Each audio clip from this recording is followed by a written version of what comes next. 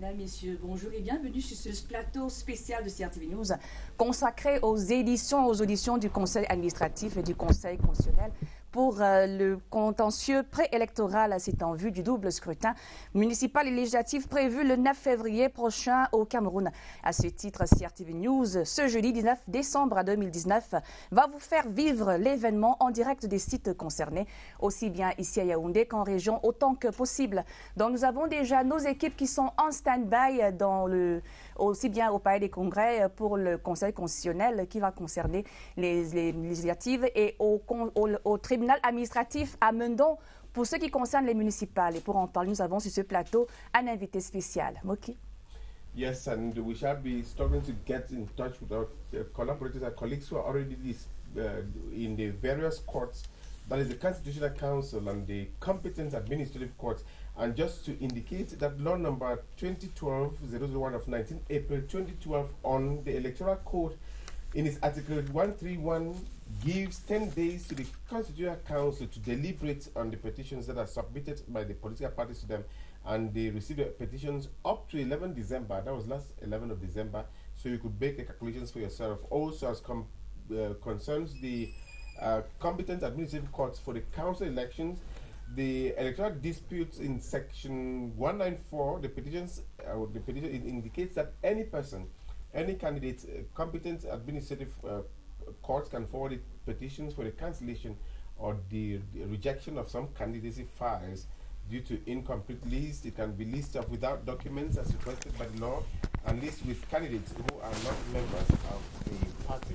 And so we're told many of them were received nationwide, especially too as the administrative courts have been decentralized with representations at the level of the 10 regions of the country. But we shall be concentrating today in Yaoundé. Juste pour le début, parce que les heures sont différentes, le tribunal administratif de Mendon commence dans quelques instants pour les recours, et puis le Conseil constitutionnel sera en début d'après-midi. Bon, cela a été dit 11h, mais nous allons monitorer tous ces événements et nous avons donc nos équipes du côté de Mendon qui sont prêtes à nous écouter.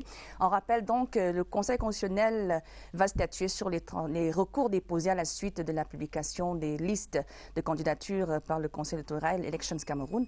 Il faut dire que la réception des recours a été close le 11 décembre dernier pour la plupart. Il y a donc une dizaine de jours pour statuer et parler de ces requêtes, le 21 décembre étant la date limite telle que vous avez rappelé dans votre introduction tantôt. We shall also be having guests here to digest, to explain how it's going to be happening there at the level of the courts. But just to say, it's the first time at the level of Constitutional Council that they shall be listening to petitions for the parliamentary elections, these electoral disputes related to the parliamentary elections. It first examined by the Supreme Court when it was first examined by the Supreme Court before the Constitutional Council was created, you know. The Constitutional Council was created just in 2018, in the month of February.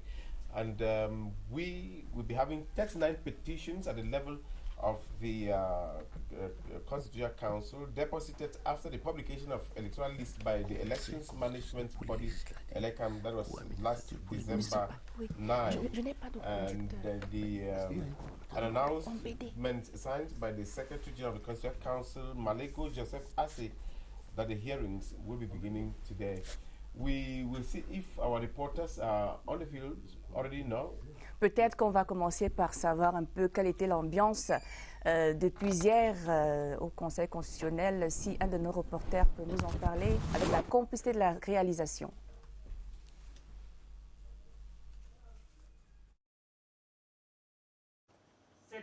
Pour les élections législatives du 9 février prochain, 16 partis politiques seront en compétition dans les 8 circonscriptions de la région du littoral. Le RDPC dans toutes les circonscriptions, le SDF dans 4, l'UNDP et le PCRN dans 3.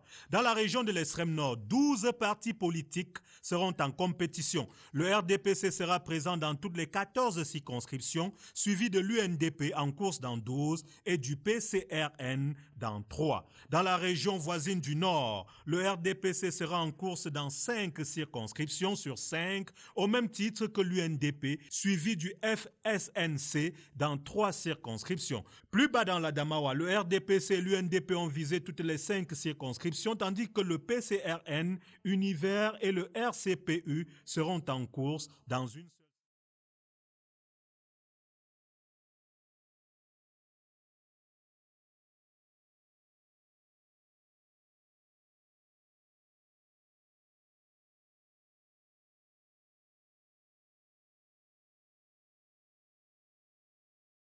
Le SDF arrive en 2e position avec 3 circonscriptions visées. Au soleil levant, 3 partis feront preuve de témérité en allant défier le RDPC dans 3 des 4 circonscriptions de la région de l'Est. Dans la région du Nord-Ouest, 7 partis iront à la conquête des suffrages dans les 16 circonscriptions. L'UDP, en visant 7 circonscriptions, est décidé à ne pas laisser le terrain au SDF, 14 circonscriptions, et au RDPC, 16 circonscriptions.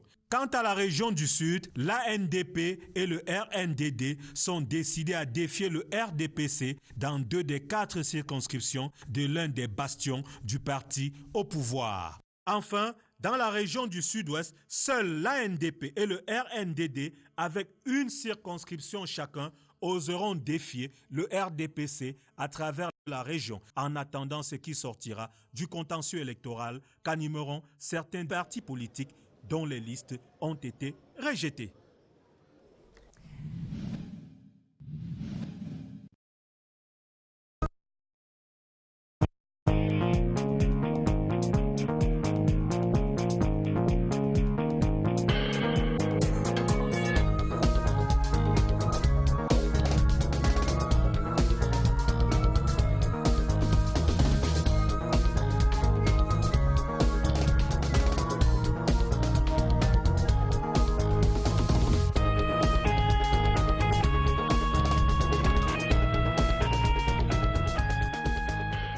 Quel est le délai de publication de la liste des candidatures validée par le Conseil électoral? Selon l'article 126 du Code électoral, 60 jours au moins avant la date du scrutin, le Conseil électoral arrête et publie la liste des candidats. Notification en est faite immédiatement au Conseil constitutionnel. Le Conseil électoral peut-il juger de l'irrecevabilité d'une candidature? Selon l'article 125 du Code électoral, le Conseil électoral peut accepter ou déclarer irrecevable une candidature. En cas d'irrecevabilité, une notification est faite à l'intéressé par le directeur général des élections et copie de la dite décision est transmise au Conseil constitutionnel. Ainsi, n'est pas recevable toute liste incomplète, non accompagnée des pièces et indications visées par la présente loi, comportant des candidats non membres du parti politique concerné. Les candidats à l'élection des députés à l'Assemblée nationale peuvent-ils contester la décision de rejet de leur candidature par le Conseil électoral? Selon le 129 du Code électoral, en cas de rejet d'une candidature par le Conseil électoral, le candidat a la possibilité de saisir le Conseil constitutionnel dans les 2 jours suivant la publication de candidature. Les contestations et les réclamations sont faites sur simple requête adressée au Conseil constitutionnel selon l'article 130 du Code électoral. Les candidats à l'élection des conseillers municipaux peuvent-ils contester la décision d'irrecevabilité de leur candidature par le Conseil électoral? Oui.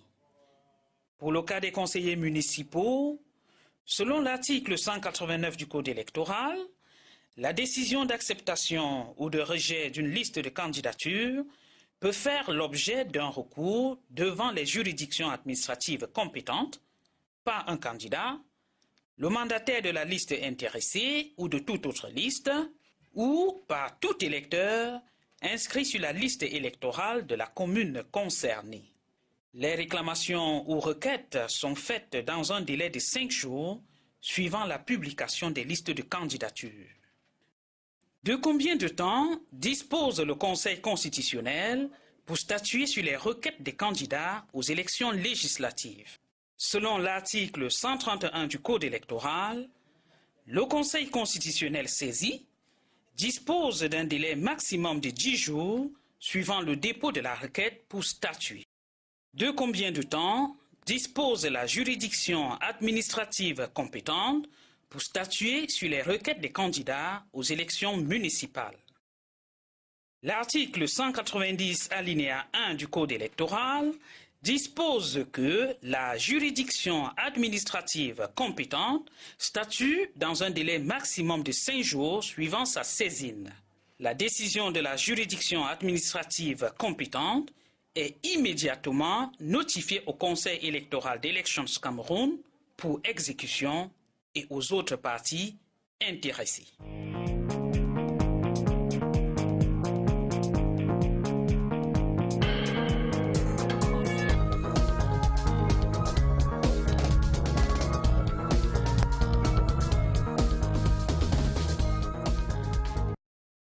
Nothing but the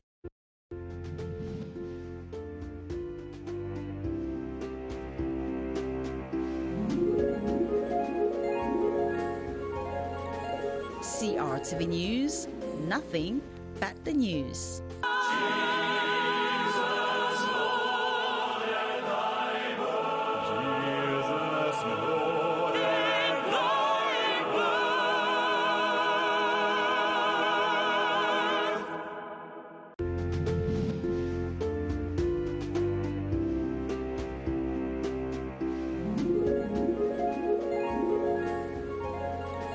CRTV News, nothing but the news. If you're just joining us, is this live broadcast on the Constitutional Council and the competent administrative courts that will be examining petitions that were deposited by some candidates and political parties in view of the February 9, 2020 joint legislative and council elections. And just as a reminder, the petitions from 10 political parties in over 20 constituencies from the 85 concerned by the parliamentary elections of February 9, 2020. And the UPC, Giselle, should be the hardest hit political party because they're asking for the cancellation of their list. They cancelled their list in almost all the constituencies where they went, including the Vuri East, the Vuri South, the Senegal Maritime. They were rejected by the elections management body, ELECAM, for submitting several lists, the same political party, which of course, according to the electoral code, is not authorized, and that is what the Constitutional Council will be examining. That's one of the issues the Constitutional Council will be examining. Oui, et il y a bien d'autres choses parce que parmi les objets recensés pour les requêtes, il y a même les actes d'état civil. Mais pour en parler, nous avons avec nous un invité, M. Ntegue, qui va nous édifier sur certains aspects de cet événement aujourd'hui, pour rappeler que le Conseil constitutionnel doit donc statuer sur les requêtes aujourd'hui à partir de 11h pour les législatives, et la Cour administrative de Mendon sur les municipales et bien évidemment les autres instances à travers le territoire national. Nous sommes toujours en train de monitorer nos équipes qui sont déjà aussi bien à Mendon, au palais de congrès de Yaoundé et par ailleurs dans les régions pour nous en parler. Et pour donc, comme Moki. Yes, I was talking about some of the petitions that were filed by political parties. We looked at the case of the UPC party. We said the hardest hit for the request for the disqualification oui, of the list. Tout à fait, parce que à l'intérieur, il y a des candidats qui sont en train de contester même la liste que le parti a déposée. Alors, Monsieur Ntegue, bonjour. Bonjour Madame Ongué. Bienvenue sur ce plateau. Merci. Vous êtes expert en questions électorales et vous enseignez très précisément à l'ENAM. Oui. Alors, pour entrer de jeu, on voudrait quand même savoir, si on commençait par le temps, le timing en période électorale, et même avant de parler du timing, il y a d'abord une question d'expression. Beaucoup parlent de contentieux préélectoral. Vous êtes convaincu qu'on ne devrait pas dire préélectoral. Le préfixe pré est de trop pour vous. On parle de contentieux électoral. On est déjà dans l'élection, d'après vous. Oui, parce que la confusion vient du fait que le processus électoral dans ces différentes phases n'était pas très précisé. Le phasage n'était pas très précisé avant 2010, lorsque l'Organisation des Nations Unies, notamment à travers le programme des Nations Unies pour le développement et d'autres organismes internationaux spécialistes dans les questions électorales, ont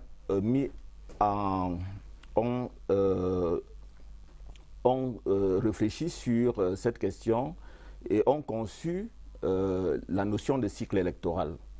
Alors, le cycle électoral est divisé en 3 phases. Donc, la phase préélectorale, la phase électorale et la phase post-électorale. Entre ici dans la phase préélectorale ce que le code électoral lui-même appelle dans l'une de ses parties les opérations électorales préparatoires.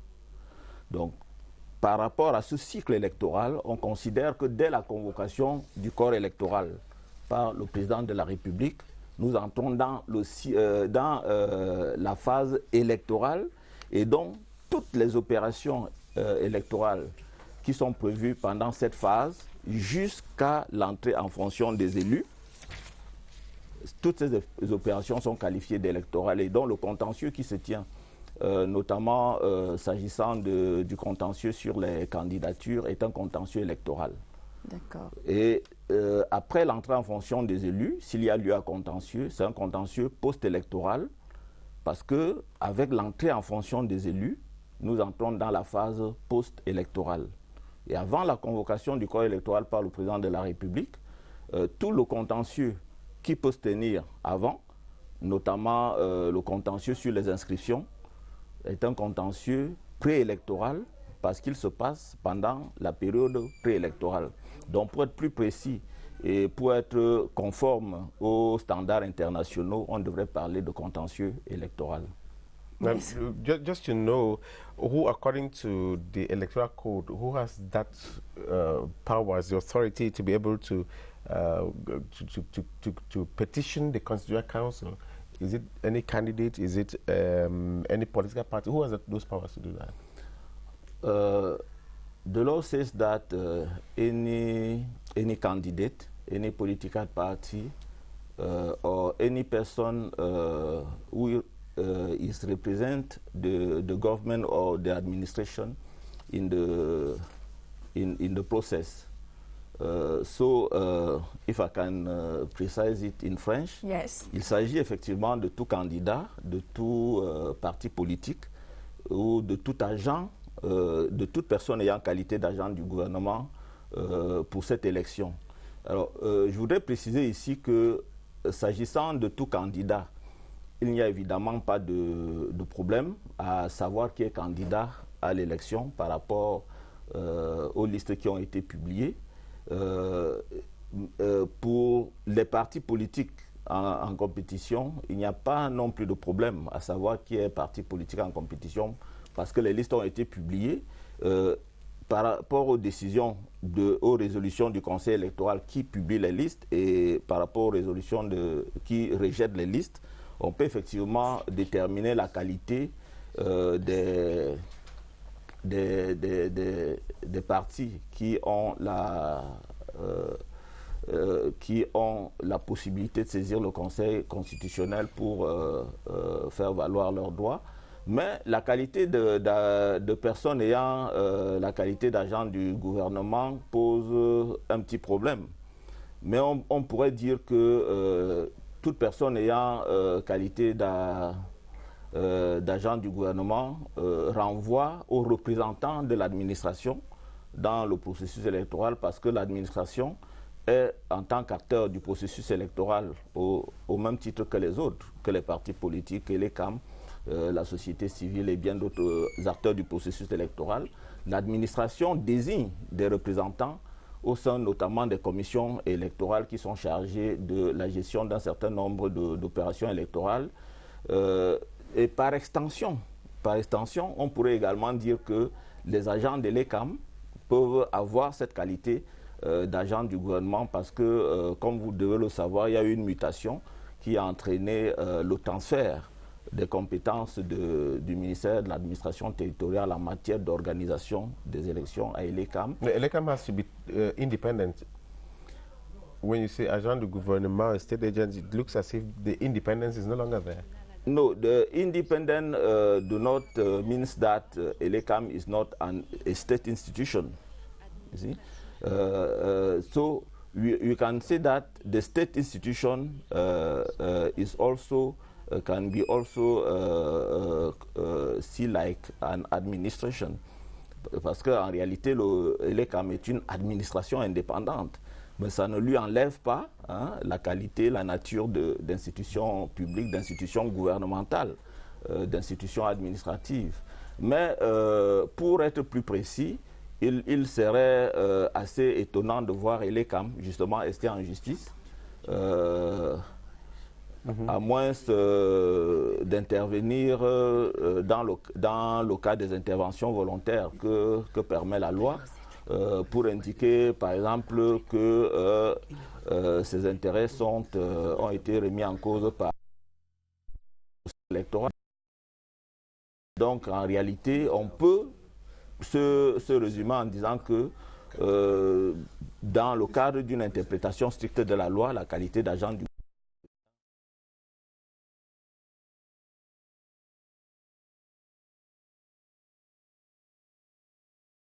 Les images de la cour administrative de Bundong, où sont également postés nos correspondants, tels que, si c'est bien possible d'avoir de nos correspondants sur place, peut-être Rodrigue Bertrand Tchéno, ou alors déjà d'avance quelques édifications de notre reporter Saptala sur ces préparations et l'événement d'aujourd'hui.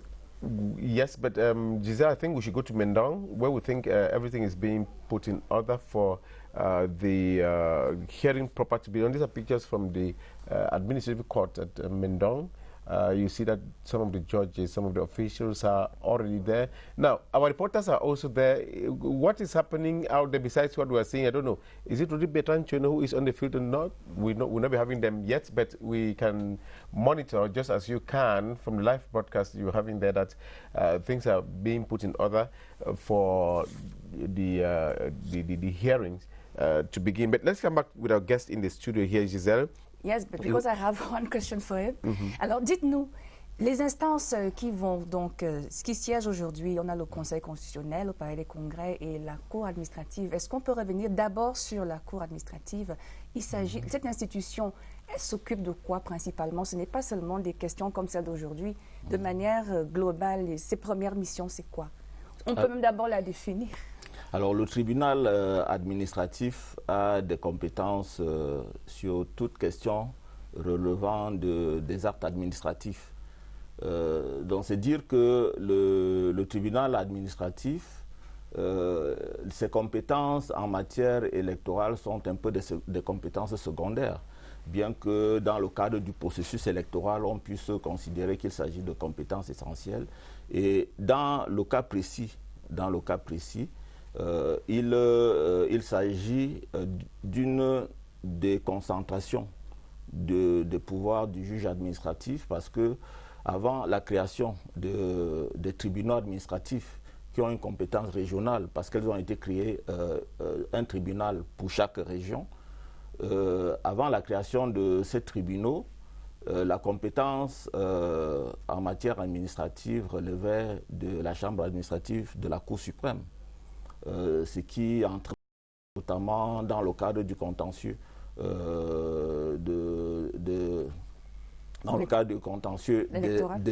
l'élection des conseillers municipaux, donc qui est de la compétence du juge administratif, et du contentieux également de l'élection des conseillers régionaux. Tout à fait. Il s'agit là des deux types d'élections dont le contentieux relève du juge administratif. Alors, il y avait un encombrement, s'agissant notamment du contentieux de l'élection des conseillers municipaux au niveau de la chambre administrative de la Cour suprême. Je ne vais pas vous arrêter, mais je voudrais bien qu'on ait déjà, en fait, tout le monde veut bien savoir, on est curieux de savoir quelle est l'ambiance qui règne à Mendong. Et donc, je crois que Nadège Bahema est déjà bien postée pour nous édifier sur les premières arrivées les mandataires des partis politiques qui viennent donc pour être fixés sur ce qui sera dit par les magistrats. Alors, Nadège Bahema, si vous nous entendez, vous avez l'antenne. Je suis en direct. Nadège Bahema, si vous nous entendez.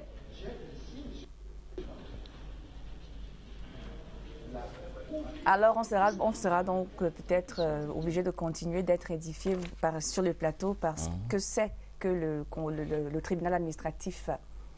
Alors, en matière électorale, le tribunal administratif est juge d'un certain nombre de matières, notamment de l'éligibilité des candidats à l'élection des conseillers municipaux et à l'élection des conseillers régionaux.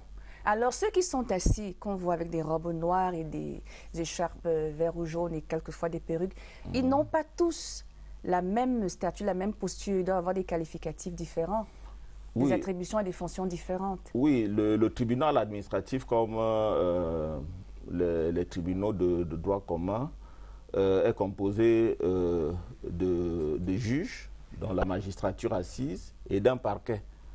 Le parquet général près la cour d'appel. I think we'll come back to you. It looks as if our reporter Nadège is already on the line. Let's go there to have updates on what is happening at Mindong, the administrative court. Nadège Bahema, si vous nous entendez.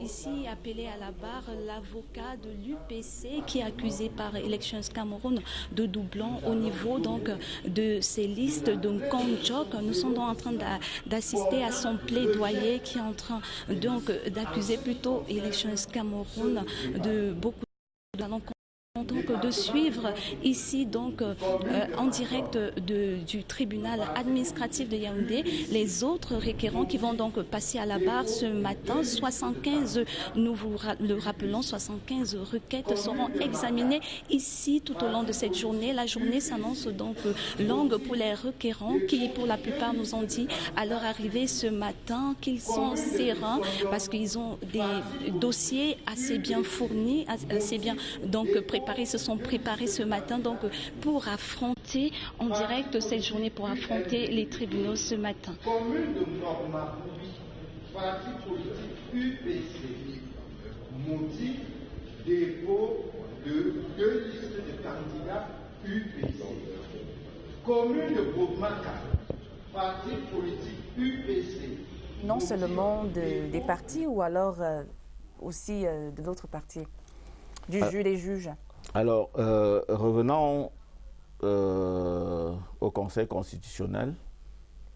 Alors ici, nous sommes au tribunal. Bon, alors au tribunal administratif, oui. Au tribunal administratif, en réalité, les arguments viennent, les actes de procédure proviennent des partis, oui. Principalement dans le cadre du tribunal administratif du contentieux électoral devant le tribunal administratif.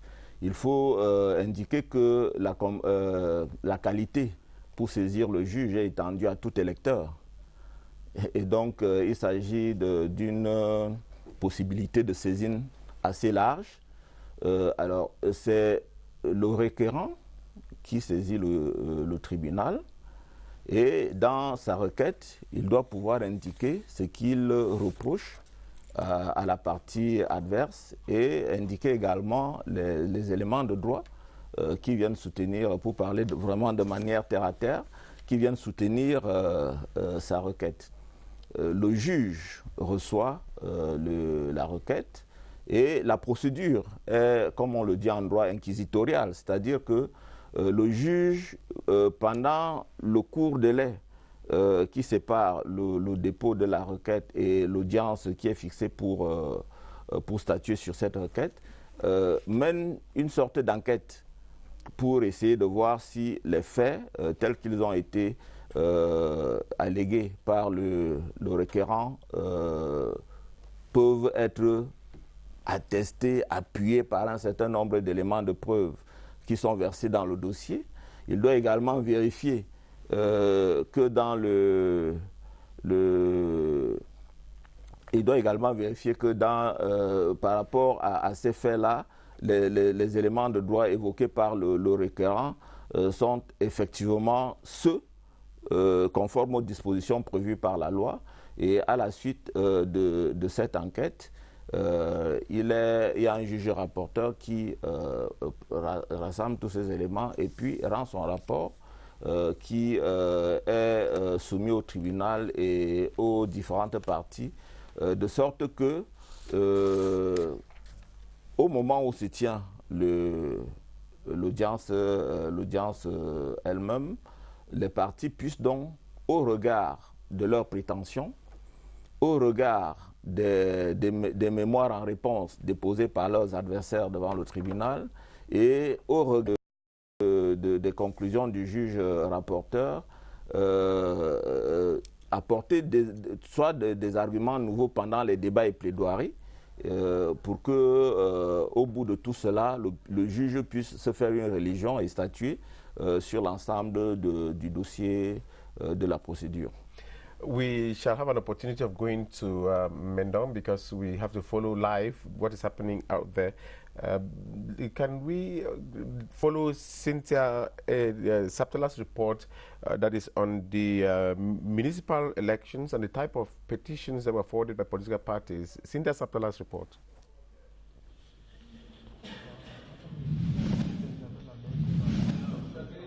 The 360 councils nationwide, 592 lists were submitted for the municipal elections.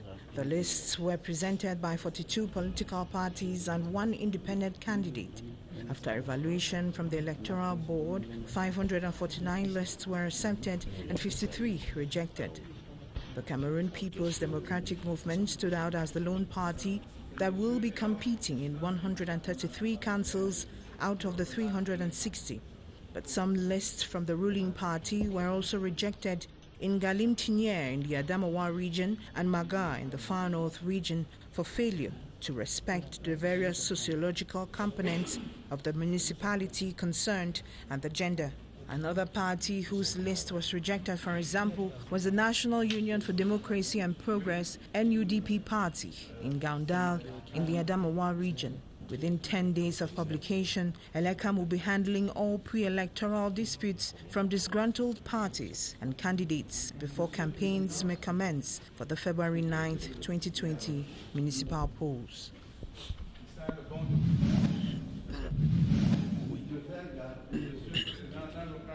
UPC, contre ELECAM.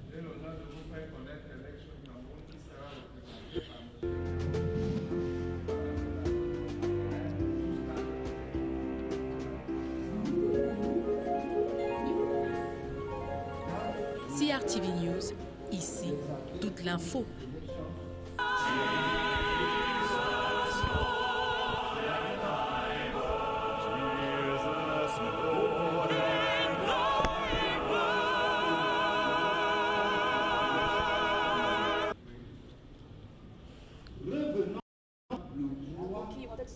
Yeah. We have to head to the headquarters to Mendong, yes. Because we have to follow live deliberations there. Let's go over to Mendong where reporters Nda Kylian Difon and Eric Benjamin Lamaire. What is up there? Judiciaire, il n'y a pas de mandat de représentation générale. Nous sommes d'accord. Je me serais attendu à ce que, à l'appel de cette affaire, on vous présente un mandat autorisant M. Léon Augustin et Dame Onana Bono à représenter ELECAM dans l'affaire Tonien Cote contre Elections Cameroun. Ce mandat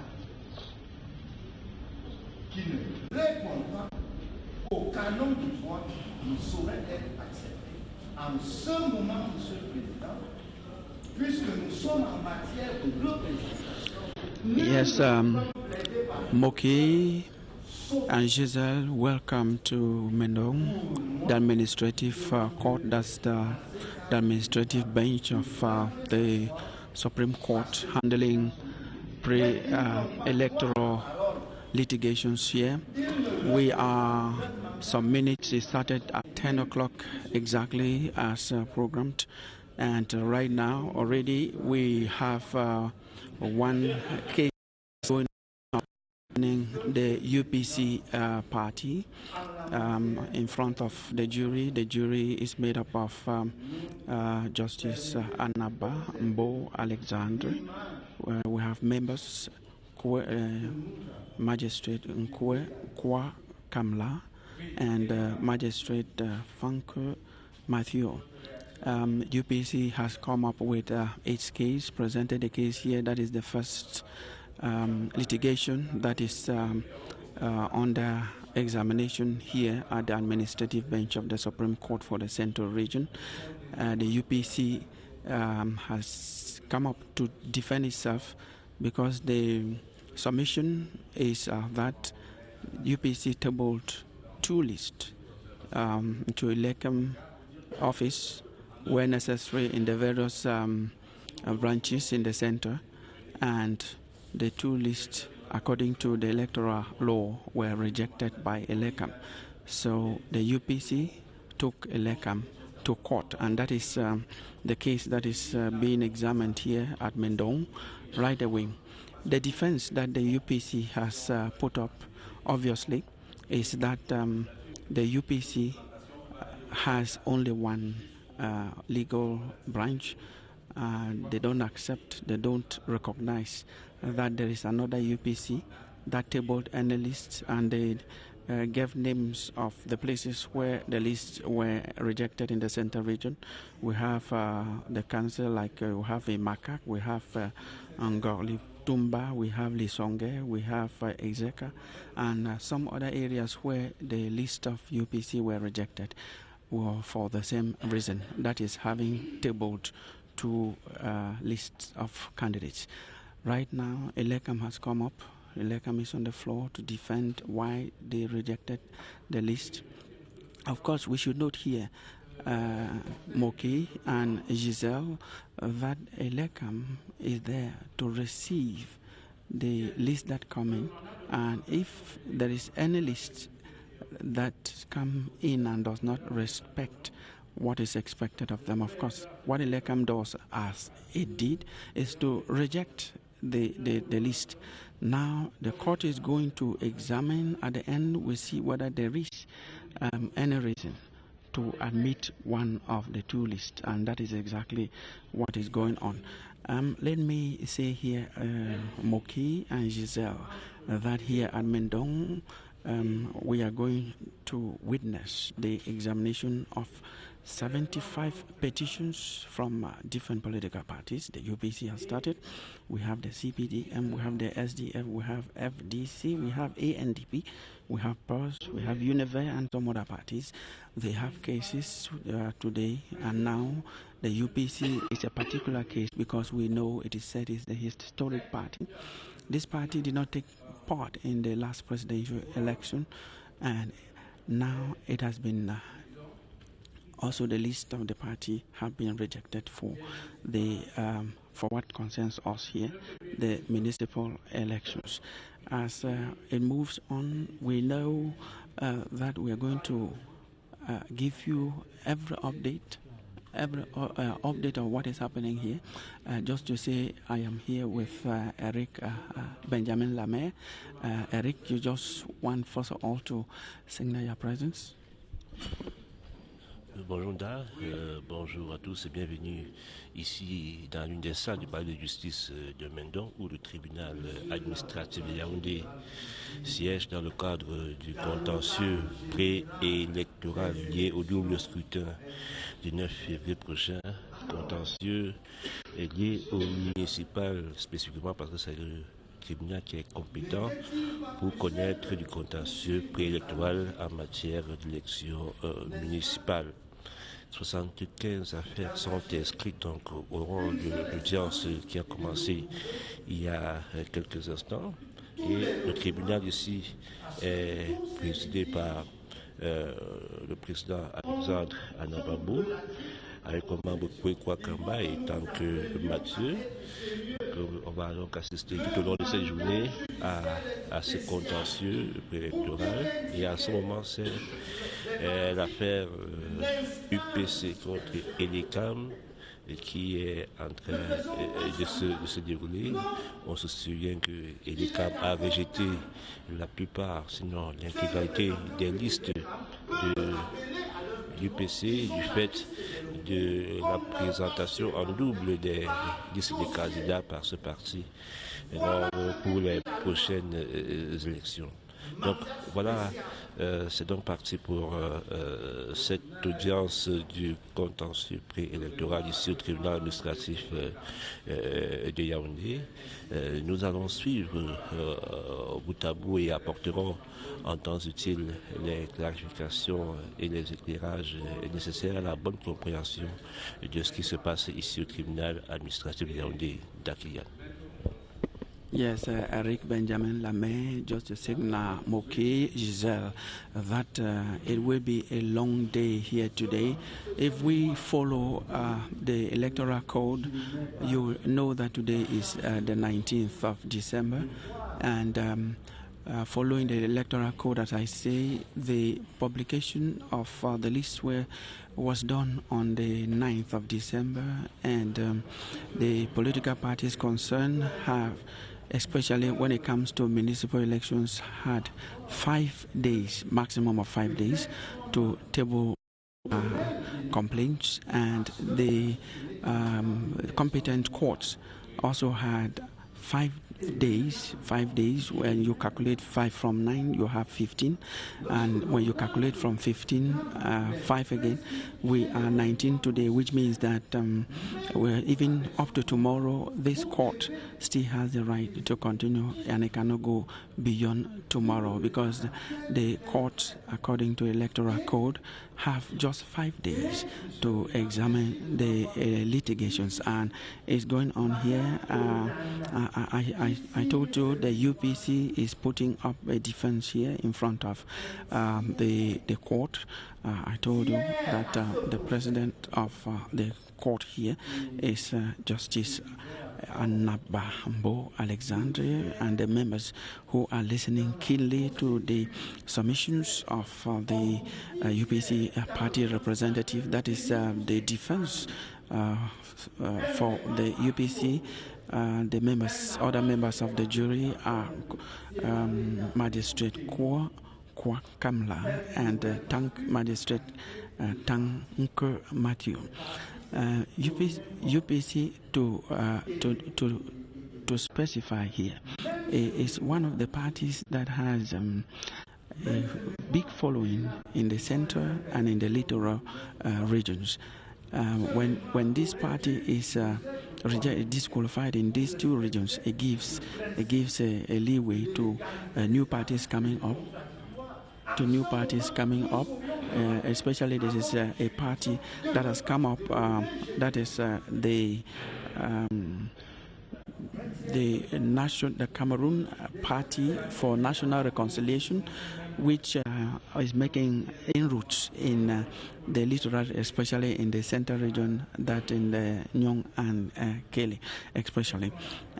We know how strong the UPC is in this country. It's the historic party. It should even be the oldest party in the country, and to get this party out of the race will also make the election, especially since the UPC controls, for the best of my knowledge, 5 councils in Nyong and Kele and in the littoral regions. This having 5 parties gives you exactly the standing of this party as one of the parties to reckon with. Now, in the center, it's not like saying that the UPC is not represented in other parts of the country, but every party has its fief, its base, and we are saying that the base of the UPC is in parts of the center region and is in parts of the littoral region.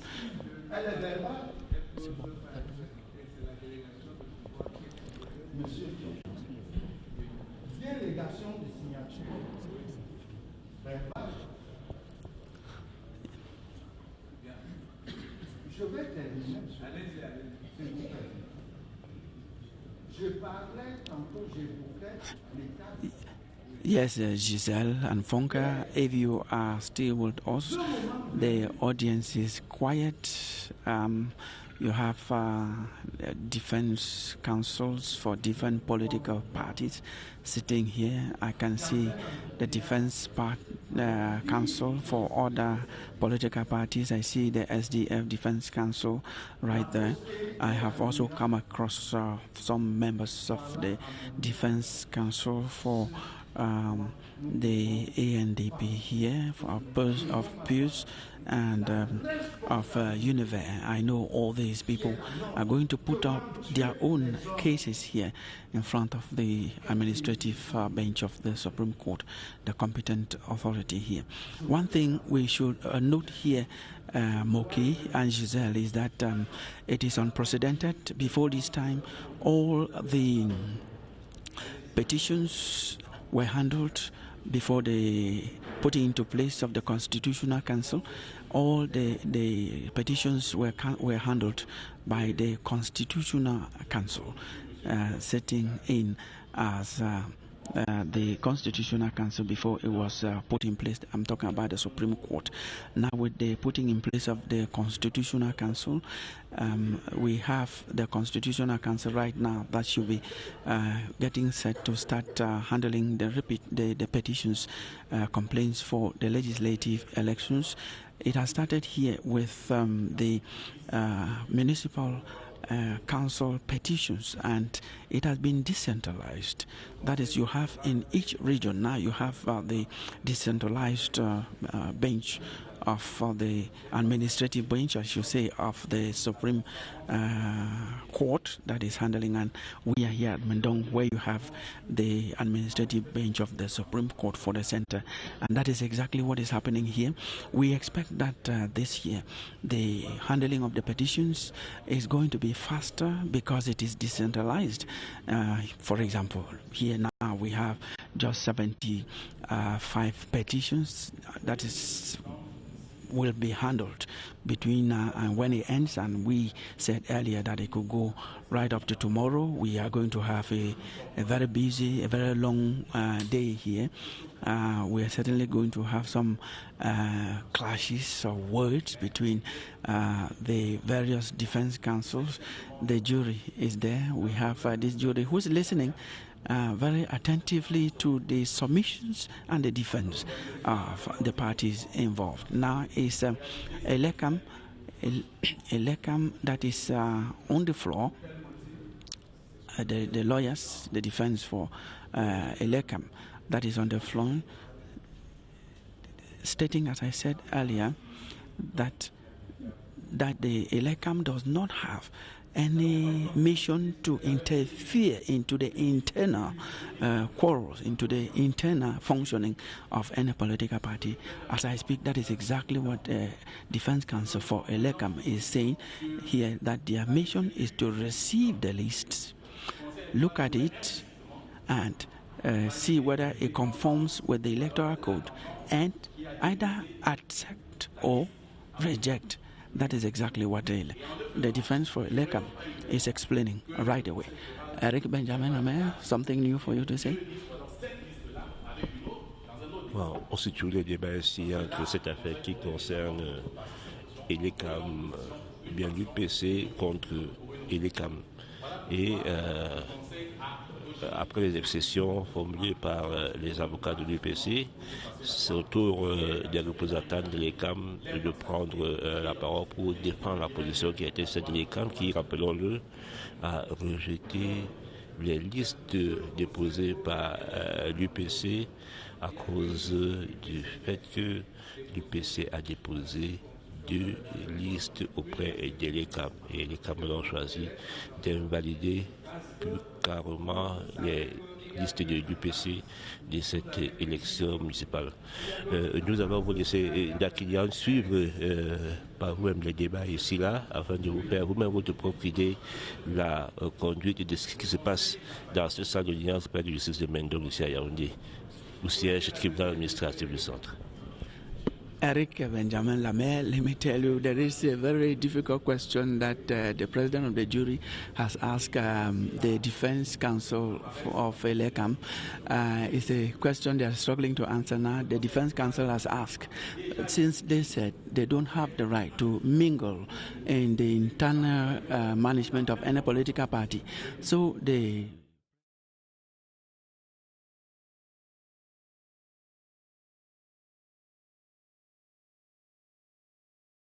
internal squabbles. You just decided not to examine and take the list that is legal, that you accept, that you deem we are being called to order to lower our tone. Of course, he was just saying that you decided, because you have in the back of your mind that they have internal squabbles in their party, so you just decided to reject the list. You should have examined which of the two lists was correct and which one was false.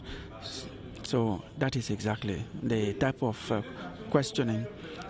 And exactly, and as the justice, who is the president of the administrative court, he is saying, they had to examine the list as they came in to ELECAM and see whether the parties could even be in a situation of discord in some places, but they would decide to merge in other. So they're actually questioning. ELECAM is going through a lot of questioning here to defend their position of rejecting the lists of the UPC party that came from two factions. Now, another question that the jury is asking ELECAM here is, are they sure that there were no areas where they did not have just one of the factions of the UPC tabling, filing in nomination, a list of nomination candidates?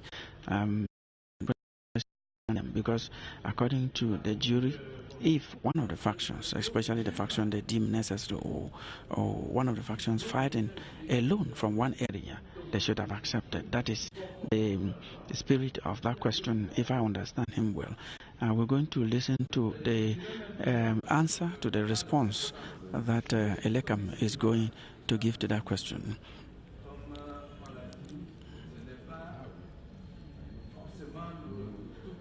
The president of the jury is reinforcing that question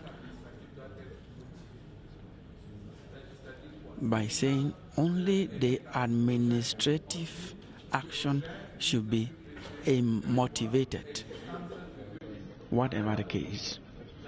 That is exactly he is saying from the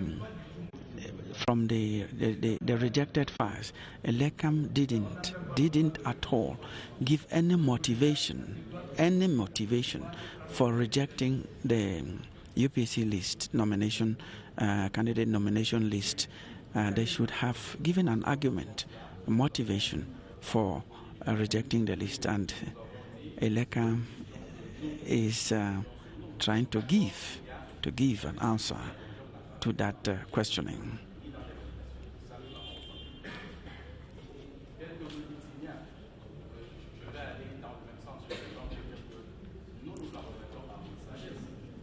Yes, this is what ELECAM is proposing as an answer to that.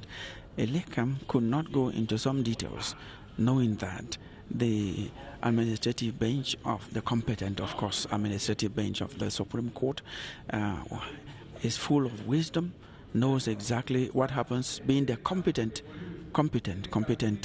court was going to take the necessary, the appropriate decision that should be taken in such a case.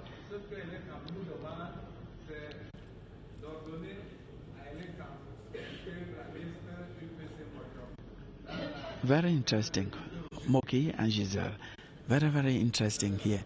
The the jury, the president of the jury has made a statement here concerning exactly what Elecam has said, saying that Elecam must have evolved so much that considering that from the argument of Elecam, sending everything without motivation to the administrative bench of the Supreme Court, which is competent to handle this, asking Elecam whether they allowed this for the competent court to decide which of the two lists is good and then give orders to Elecam to accept. So that is exactly the questioning that is going on here, getting very interesting. Ladies and gentlemen, Moki, Giselle, and the UPC has taken the floor here again and is asking. I'm seeing just one defense for the UPC. I'm not seeing the UPC in the defense here. I don't know whether the two UPCs have each a defense counsel, but I want to think that we have two UPCs. Let us be very clear here. For now, we have the UPC that came out of the 2018 and 17. I think that was in December 2017. That made the new Secretary General of the party, who is actually, as we can call, the patron of the party, who is Pierre Balaguer Nkot.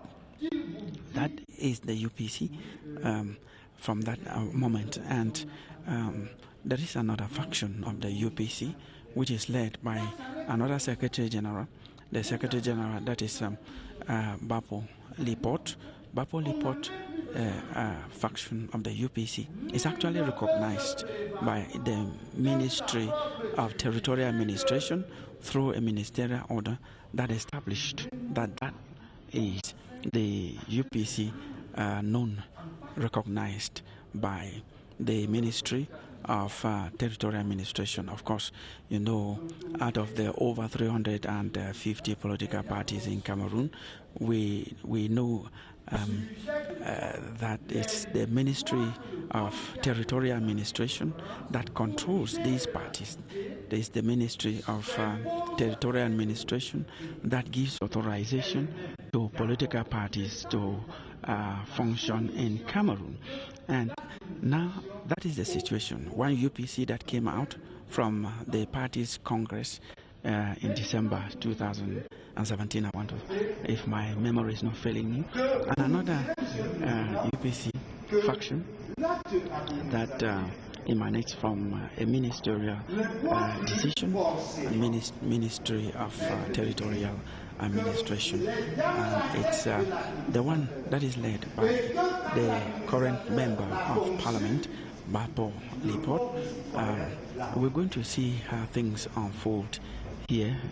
Giselle, Moki, it is getting quite interesting. From we cannot comment on what is going to happen here, but the arguments are heated. The perspective is going to be interesting.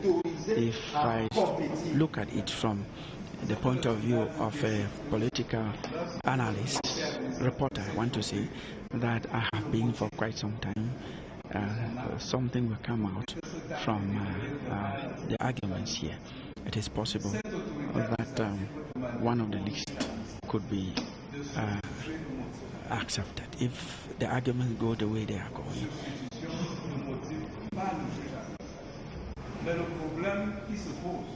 We keep watching, we keep looking at what is happening here.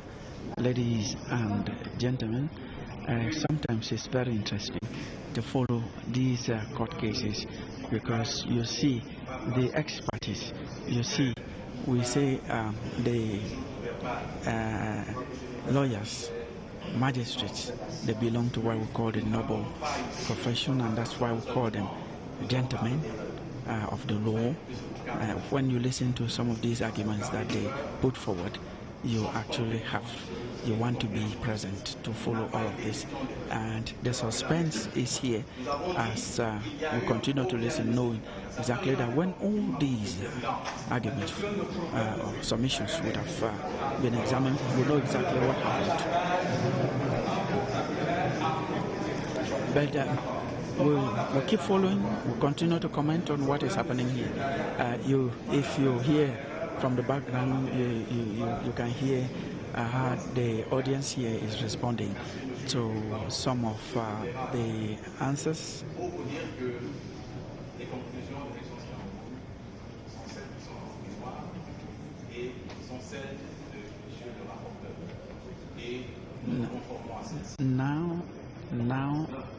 Now Moki, the last word, conclusion, as the Defense Counsel for Elekam is saying. Their conclusion is that they are going to succumb. They are going to take the position of the rapporteur of the case. Of course, the rapporteur is part of the administrative bench, the competent administrative bench of the Supreme Council, of the Supreme Court. Beg your pardon.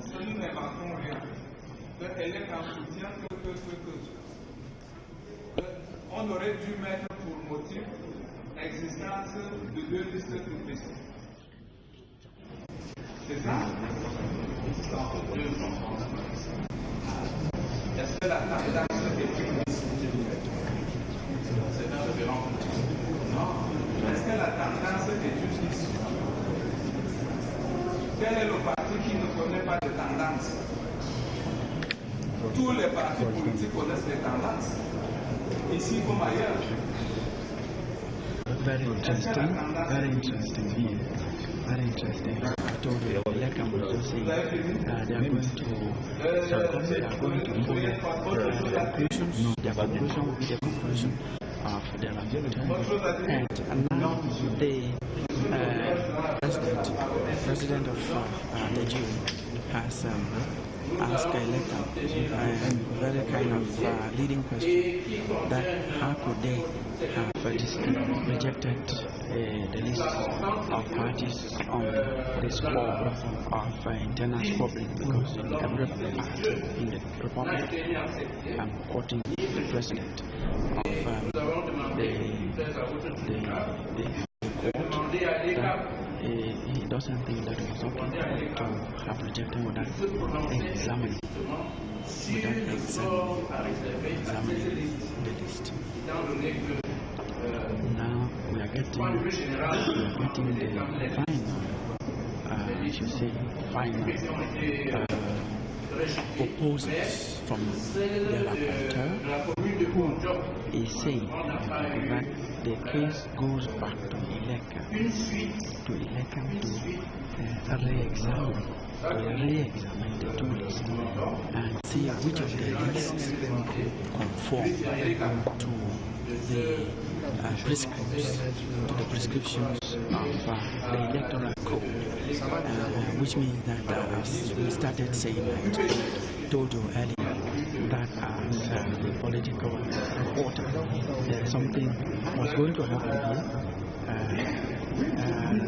One of the list could be re-established, reinstated. That exactly is the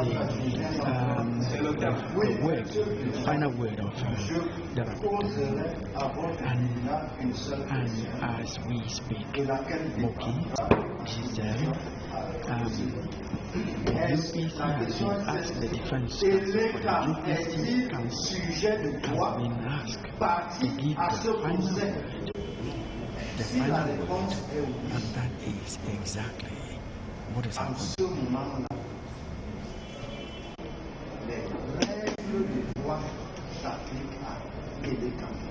And his final word. Si Elekam n'est pas sujet de droit, en ce moment, nous n'avons pas de raison the court should instruct the ELECA to follow the law and make sure that the right list, the list that conforms to the electoral code, should be reinstated.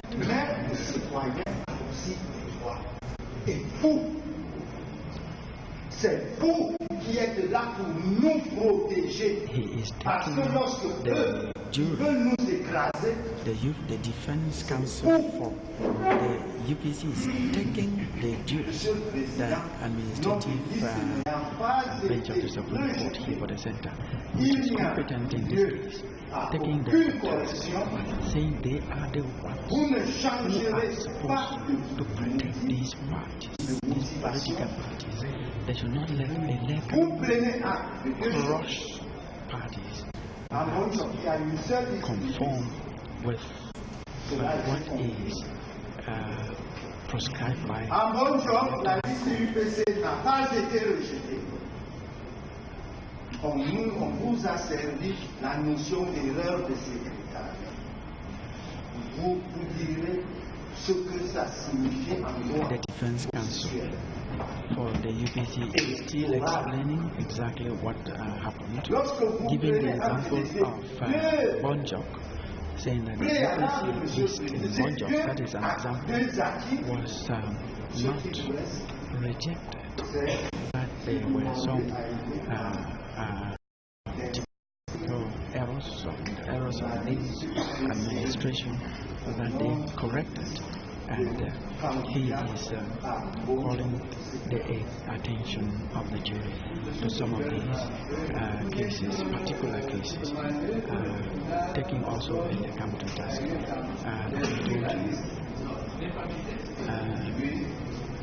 De se prononcer explicitement sur le sort réservé à la liste UPC. The President has asked the rapporteur to clarify the position, to state it again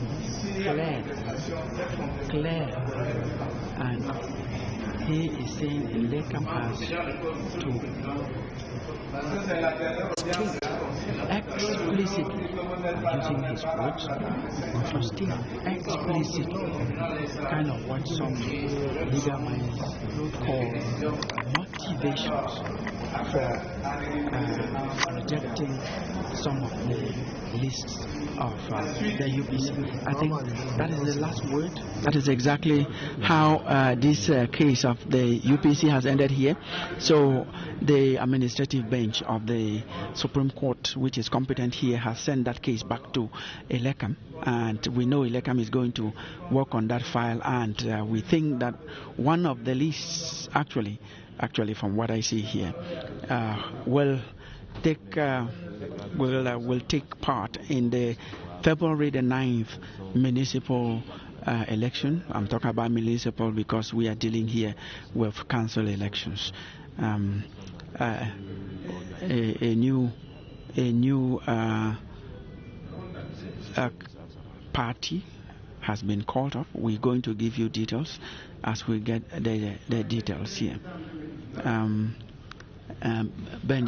Eric Benjamin Lamere, the first part of the petition, the first petition has been trashed. After you followed that up, I think we give our audience a small summary of the conclusion of what happened. Sur la première affaire inscrite à l'audience, UPC contre ELECA, au sujet du rejet de la liste UPC dans la commune de Bonjok, le tribunal vient de mettre en délibéré pour la fin de la journée et on assiste à l'ouverture du deuxième des 75 affaires, la deuxième des 75 affaires inscrites à l'ordre.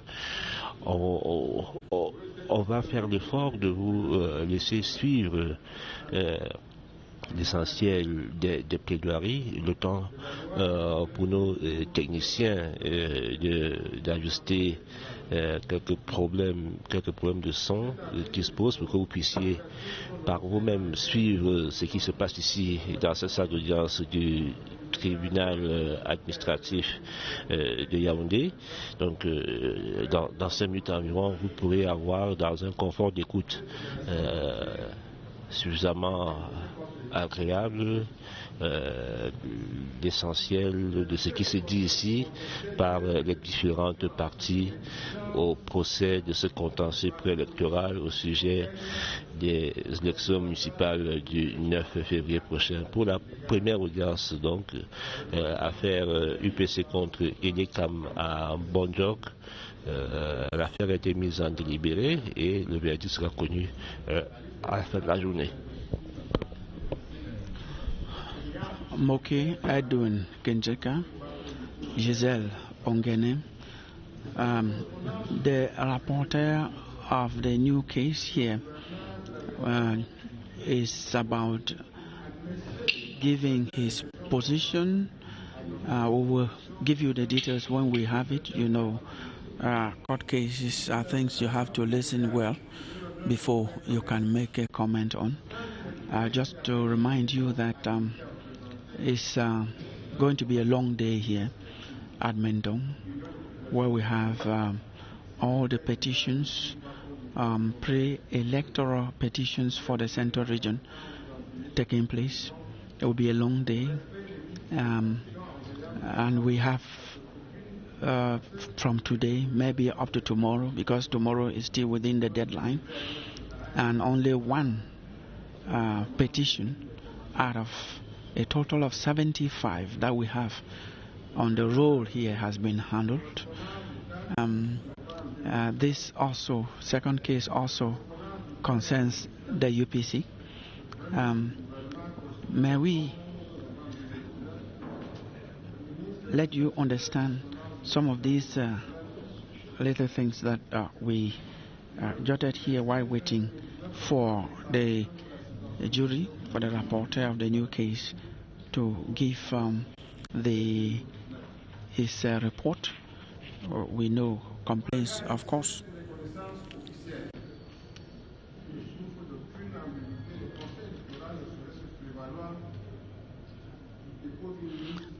Maybe there's something here very important that we would like to talk about, Moki and Giselle.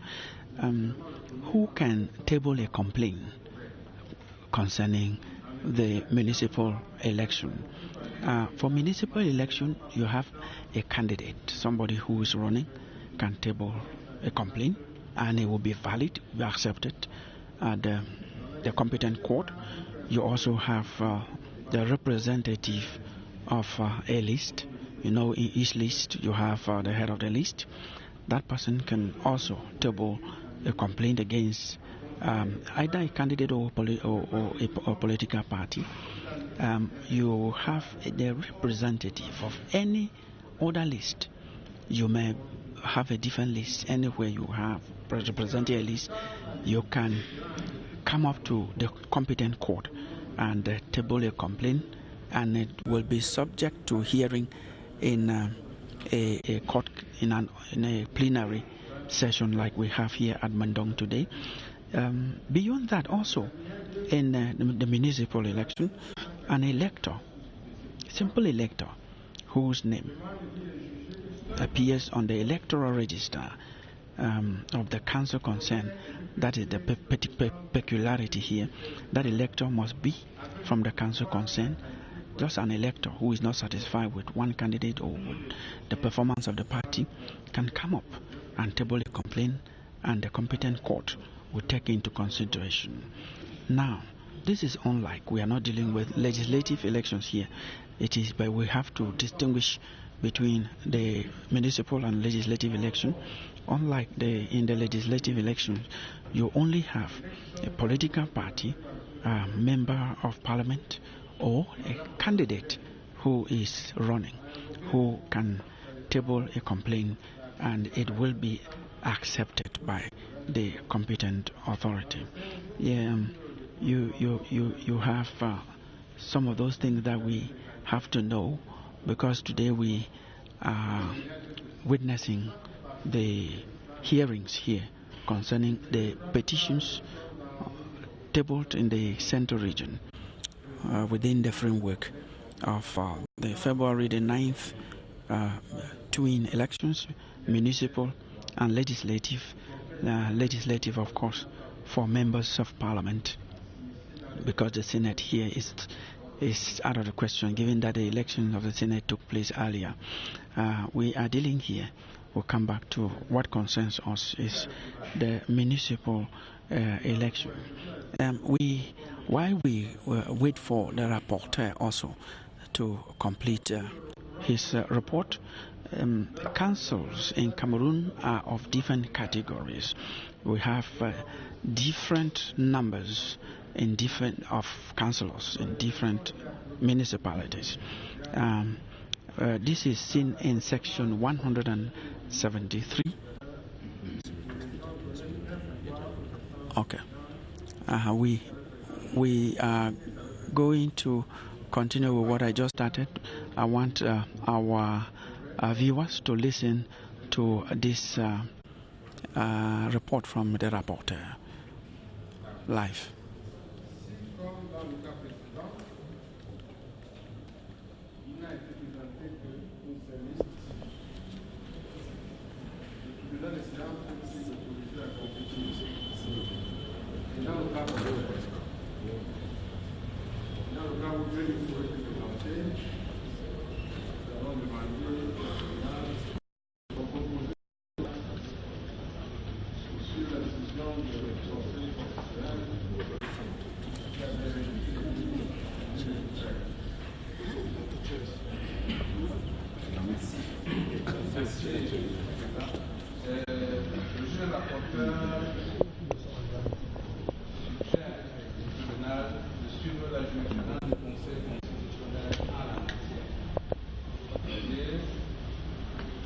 Merci Nda Kylian, merci Eric Benjamin Lamère du côté du tribunal administratif à Mendon qui siège pour statuer sur les recours en vue du contentieux électoral pour les municipales. Maintenant, nous allons vous proposer, Moki, vous êtes d'accord avec moi, de partir du côté du Palais des Congrès où le Conseil constitutionnel siège pour les législatives. Yes, Giselle, we just left Eric Benjamin Lamère and Kylian Dandifon at the administrative court there at Mendon.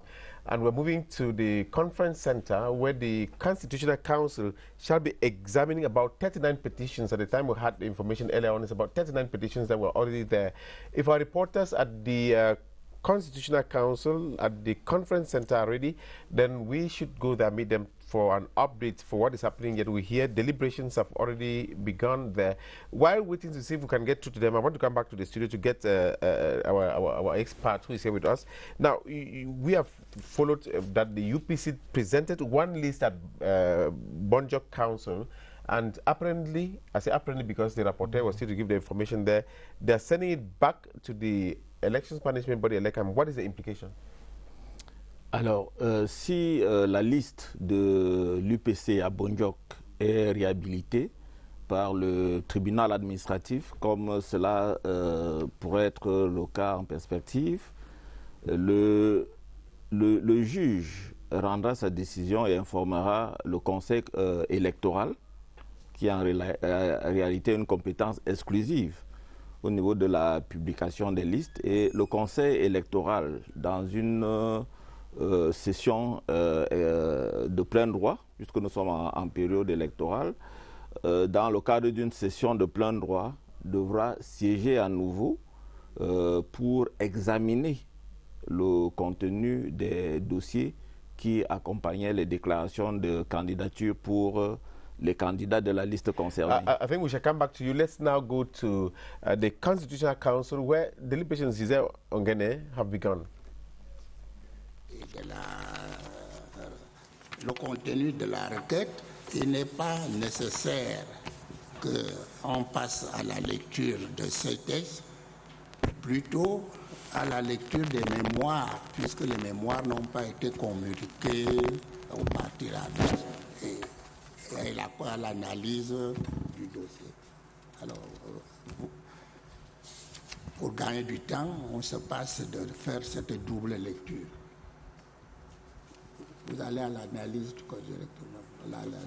Sur la recevabilité, non, les mémoires. Les mémoires, non, c'est pas oui. Ce qu'on a dit dans les mémoires.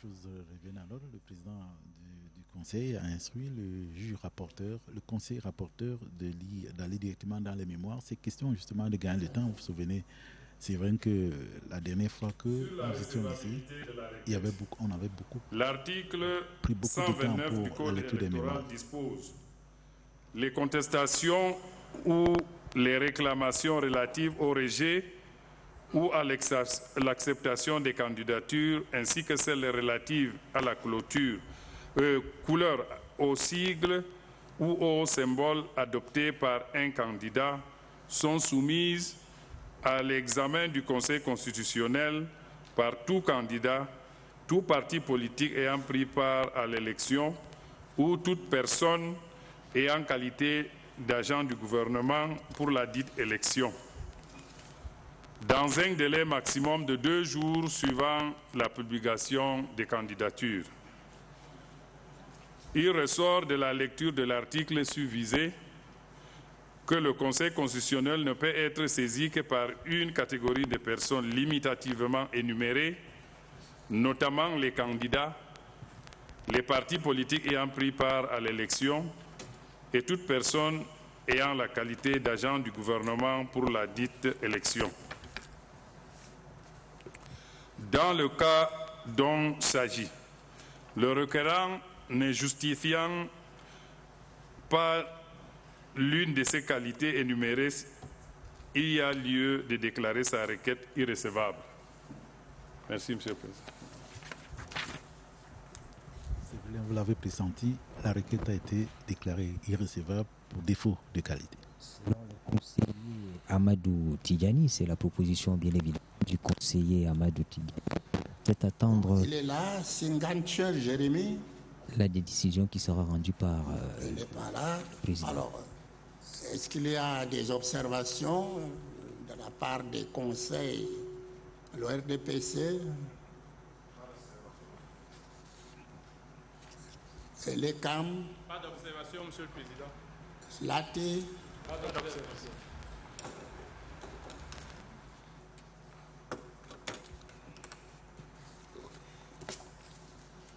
Ça devrait pouvoir aller vite également. Le Conseil déclare le recours irrecevable.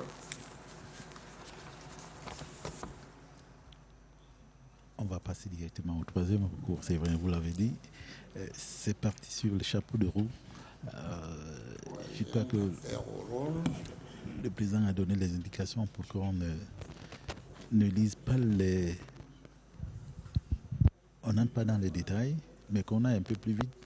J'imagine que pour les cas qui vont suivre, c'est de la même manière qu'on va procéder. C'est-à-dire que les juges rapporteurs, ou les conseillers rapporteurs, vont entrer directement dans les mémoires pour que la procédure aille un peu plus vite, j'imagine.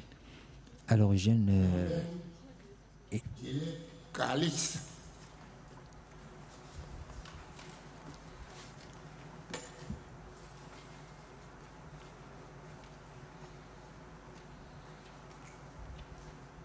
RDPC.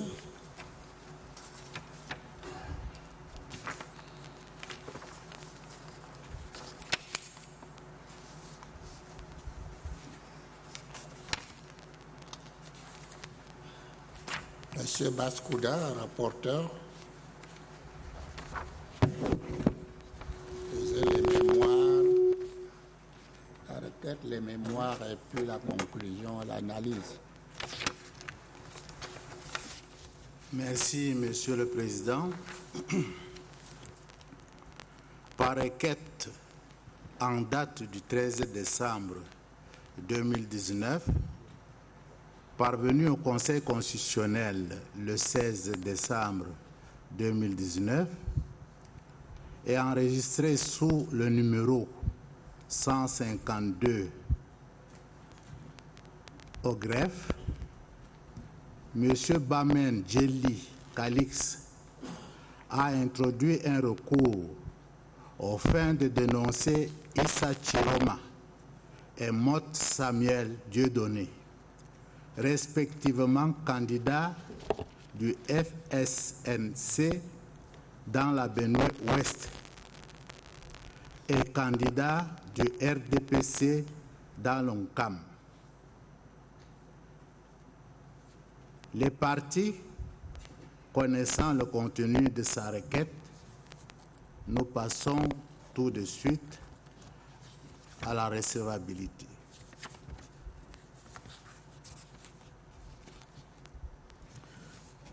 Sur la recevabilité de la requête, l'article 129 de la loi numéro 2012/001 du 19 avril portant code électoral, modifié et complété par la loi numéro 2012/017 du 21 décembre 2012 dispose: les contestations et les réclamations relatives au rejet ou à l'acceptation des candidatures, ainsi que celles relatives à la couleur, au sigle ou au symbole adopté par un candidat, sont soumises à l'examen du Conseil constitutionnel par tout candidat, tout parti politique ayant pris part à l'élection et toute personne ayant qualité d'agent de gouvernement. Pour la dite élection, dans un délai maximum de 2 jours suivant la publication des candidatures. Il résulte de l'article ci-dessus que les personnes habilitées à saisir le Conseil constitutionnel en cette matière sont les candidats, les partis politiques ayant pris part aux élections ou toute personne ayant qualité d'agent de gouvernement pour ces élections. En l'espèce, M. Mbamen Djeli Calix, ne rentrant pas dans la catégorie des personnes limitativement énumérées ci-dessus, n'a pas qualité pour saisir le Conseil constitutionnel. Il s'ensuit que sa requête est irrecevable. Je vous remercie, Monsieur le Président. Bon, y a-t-il des observations? Issa Tiroma, Mohamed, Elekam, Minat, personne n'a d'observation. Le Conseil déclare le recours de M. Bamen Djeli irrecevable pour défaut de qualité, laisse le départ à la charge du Trésor public et ordonne la notification immédiate de la présente décision à Elekam et aux autres parties intéressées.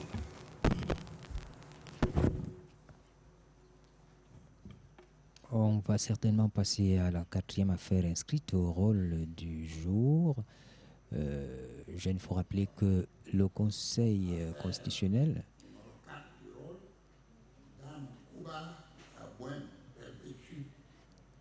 épouse Dikoum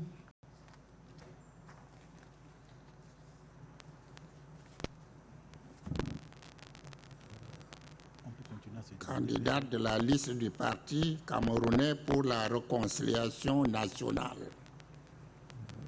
Elekam Minat. C'est le rapporteur Bondé, veuillez nous donner lecture du rapport. C'est la première affaire du PCRN contre Elekam et Minat. Il faut dire, c'est vrai que le PCRN a introduit 9 recours. Par requête en date du 11 décembre 2019, parvenu au Conseil constitutionnel le 11 décembre 2019 et enregistré sous le numéro 44/GSG/CC,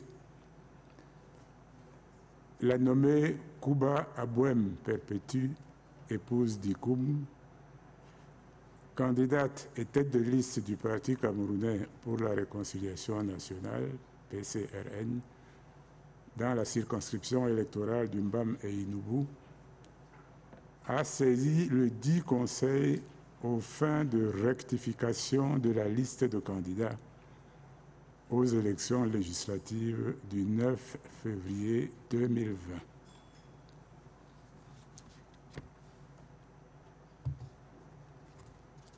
Sur la recevabilité de la requête,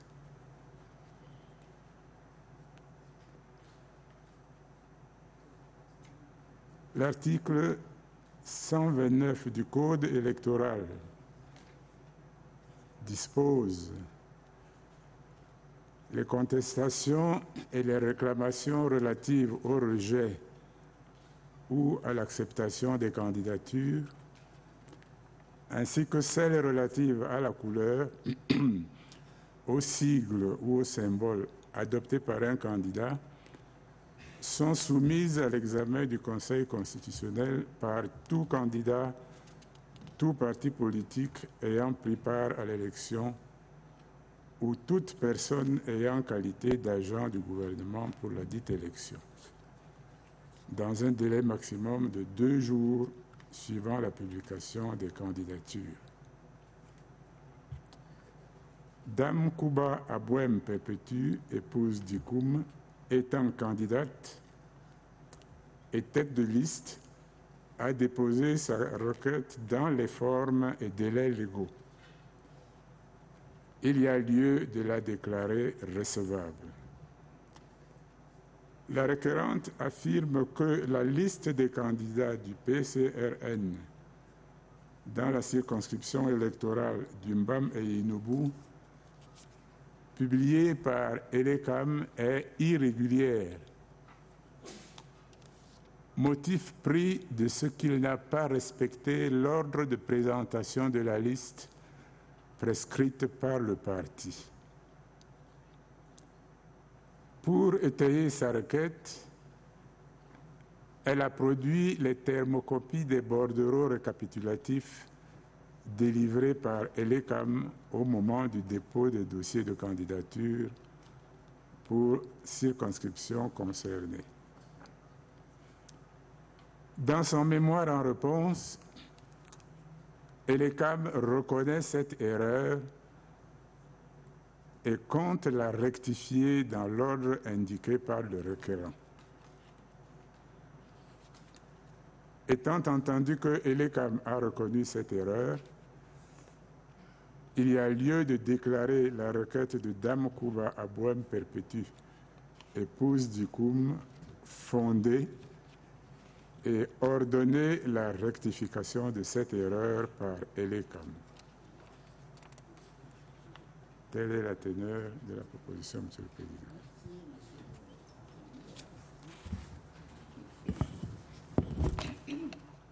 Elle est là, Dame Kuba. Oui, vous avez suivi le rapport. Vous avez des observations. Ça va dans le sens de votre demande. Bien. Elecam, vous reconnaissez toujours cette erreur. Bon, pas d'observation. Luminat.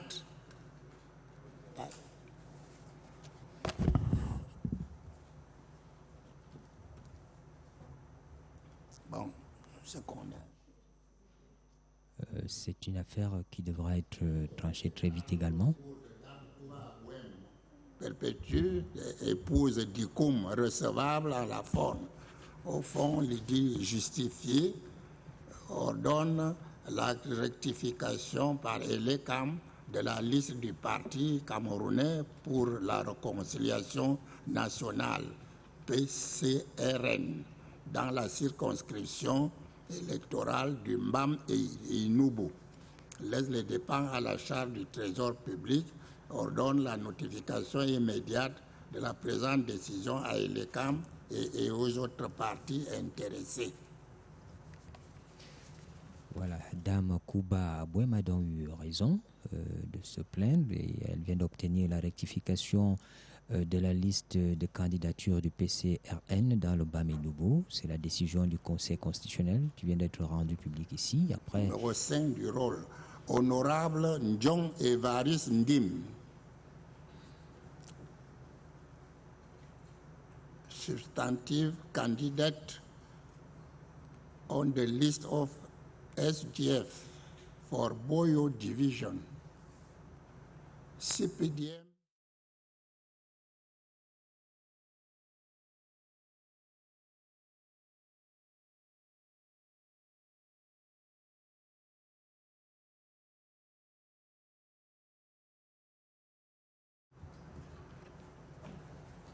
les partis concernés,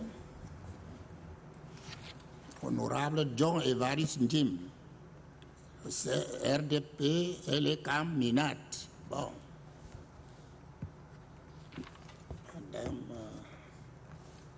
Madame Harry, je vais donner lecture du rapport. Thank you, Mr. President.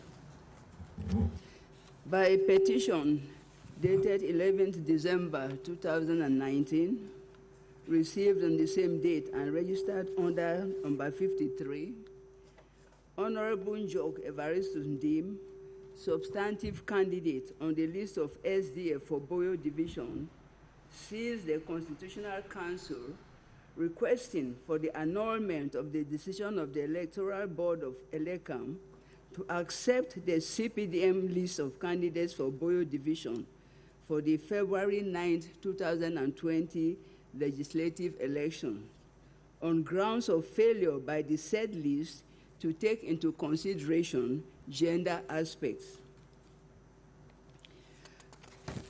The ELECAM did not reply to this petition. On the admissibility of the petition, by virtue of Section 129 of the Electoral Code, objections or petitions relating to the rejection or the acceptance of candidates, as well as those relating to the color, initials, or emblem adopted by a candidate, may be brought before the Constitutional Council by any candidate or political party taking part in the election or any person serving as a government representative in the said election within a maximum period of 2 days following the publication of the list. From the above provisions, petitioning the Constitutional Council in electoral disputes relating to the decision of members of Parliament is opened to the above cited persons, provided that they file their objections within the time limit provided by the law. Therefore, the petitioner, being a candidate on the list of the Social Democratic Front for Boyo Division for the February 9, 2020 legislative elections, has the local standby to file the petition to the Constitutional Council, and his petition is therefore admissible. On the substance, from resolution number 07 ELECAM of 9th December 2019, relating to the publication of list of candidates for the election of Parliament set for 9 February 2020, it is crystal clear that the CPDM in the Boyo Division is exclusively made up of men, to wit, Wandim Jude Nsam and Wanlo Shamo John, substantive candidates, and Hamadu Bello Buba and Gong John Bodwe, alternate candidates. From the above, we do find merits in the petition of Honorable Njok Evaristus Ndim, and propose that the CPDM list for Boyo Division in the Northwest region for the February 9, 2020 legislative elections be rejected on the grounds of failure to comply with Section 153 sub 3, 151 sub 3 of the Electoral Code, which provides that gender aspects should be taken into consideration in the composition of each list of candidates for the election of members of Parliament. Mr. President, that's my proposal to the honorable members. Bon.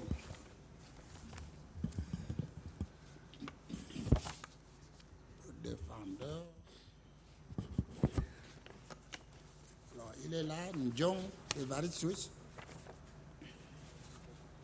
Vous avez suivi la lecture du rapport et vous avez des observations sur sa conclusion qui vont dans le sens de votre demande. I'm okay with the court, sir. Bon. Alors, le RDPC qui a présenté la liste ne contenant que des hommes. Il n'y a pas de femmes dans cette localité. Qu'est-ce que vous avez comme observation? Qui veut prendre la parole en premier? Oui. Maître qui, puisqu'on va noter. Maître Kissob, OK. avocat du RDPC. Mr. President and honorable members of the council, we have followed the report from the judge reporter. We replied to this petition in due time.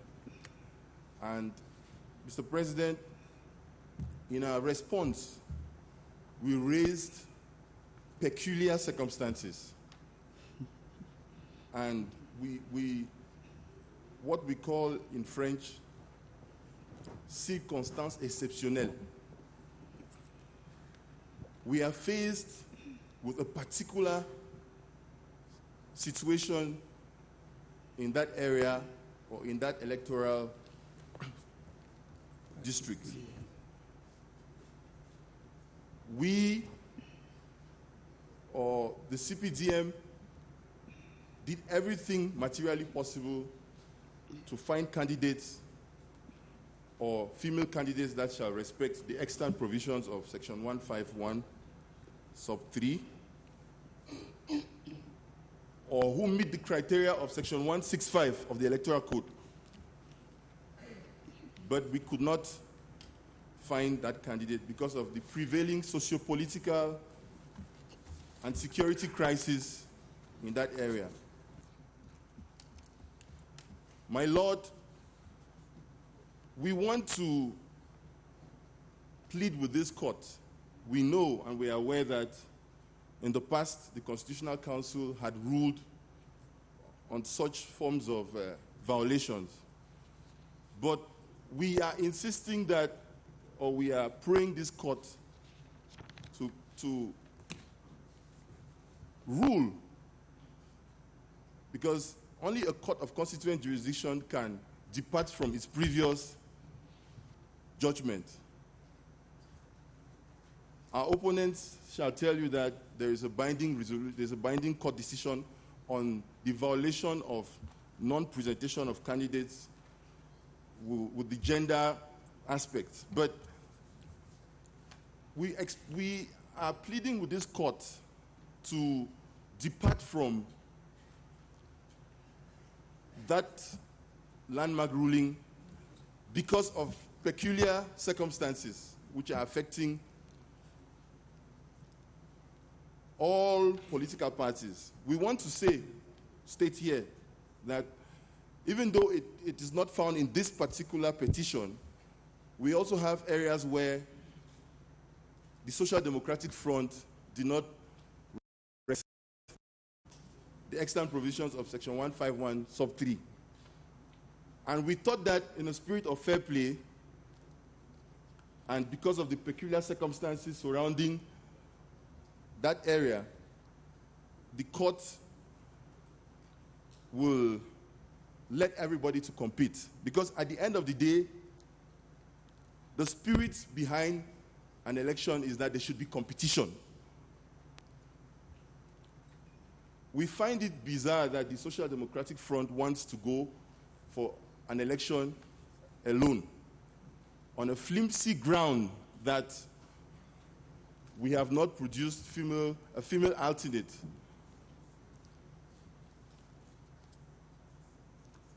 My Lordship, honorable members of the council, we plead that this court should invoke principles of equity. I am stating equity here because we have shown the will. the CPDM, by filing candidatures, showed the will to participate in that election.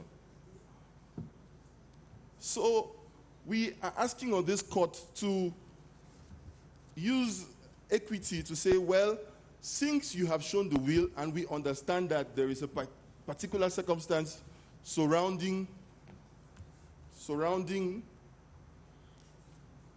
the socio-political atmosphere in that area, let everybody participate.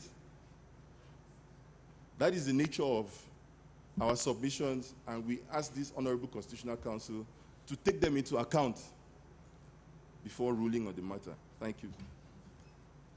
Bien. Bon, vous voulez compléter, Maître Yango? Monsieur le Président, je voudrais dire à la suite de Maître Kissok que la situation dans les régions du nord-ouest et du sud-ouest, nous le savons tous, est une situation particulière. Je voudrais indiquer à la haute attention du Conseil constitutionnel que même le Premier ministre, même le gouvernement de la République du Cameroun a reconnu que les zones du nord-ouest et du sud-ouest sont des zones sinistrées, c'est-à-dire des zones dans lesquelles les circonstances sont particulières.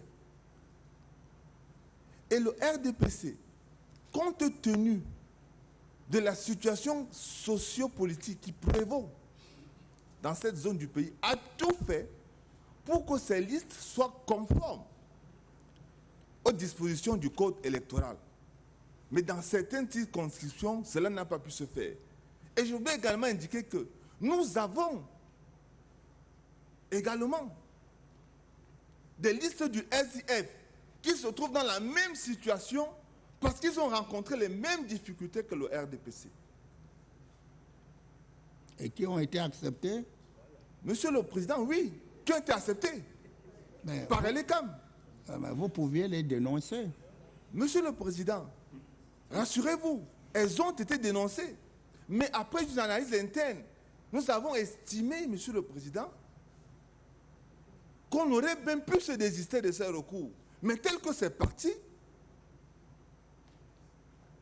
nous allons être obligés de suivre la voie tracée par le conseiller rapporteur. Parce que nous pensons que dans cette zone, effectivement, on devait tenir compte de la situation qui prévaut pour ne pas violer la loi. Ce n'est pas ce que nous demandons au Conseil constitutionnel de faire, mais simplement pour regarder la situation avec beaucoup plus d'indulgence. Parce que ce n'est pas dans l'ensemble des circonscriptions. Dans le nord-ouest, dans l'ensemble du nord-ouest et du sud-ouest, c'est dans une seule circonscription que ce reproche nous est fait, à Boyo précisément. Parce que s'il était question de violer la loi, Monsieur le Président, nous l'aurions fait dans toutes les autres circonscriptions. Mais cela n'a pas été fait. Donc, Monsieur le Président, nous vous prions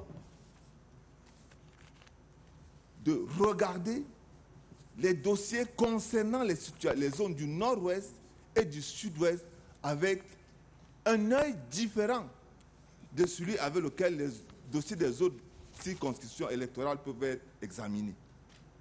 Voilà ce que je voulais ajouter à la suite de mon confrère.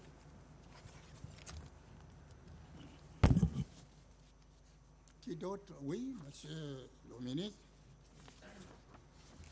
Monsieur le Président du Conseil constitutionnel, honorable membre du Conseil constitutionnel, merci pour le rapport qui vient d'être fait, que nous ne pouvons pas contester. Je crois que c'est un rapport tout à fait objectif qui arrive à la conclusion à laquelle il est arrivé.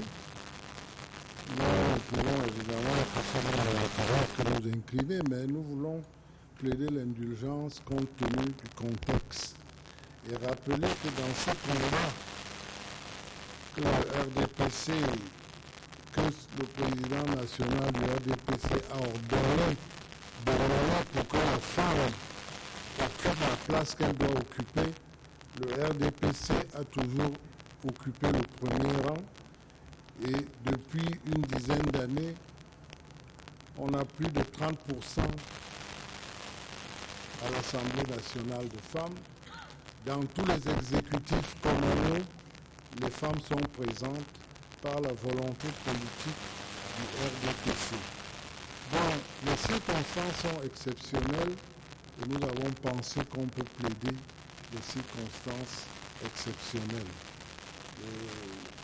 Nous pensons que les instances qui ont analysé le dossier avant qu'il ne vous soit transmis ont certainement pensé à cela. Nous nous inclinons à la décision que vous prendrez, mais nous voulons vous dire les motivations qui ont été les nôtres.